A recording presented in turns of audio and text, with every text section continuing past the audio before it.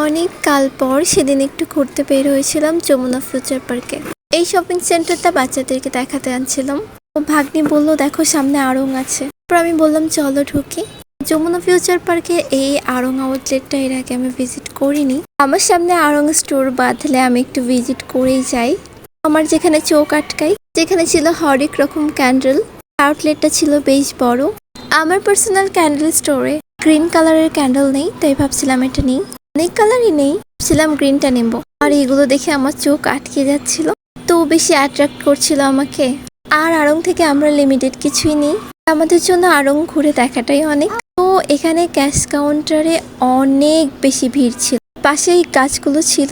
Plants আমার খুব পছন্দ, কিন্তু এগুলো আর্টিফিশিয়াল না, রিয়েল প্লান্টস, তাই আমি এত ইন্টারেস্টেড ছিলাম না।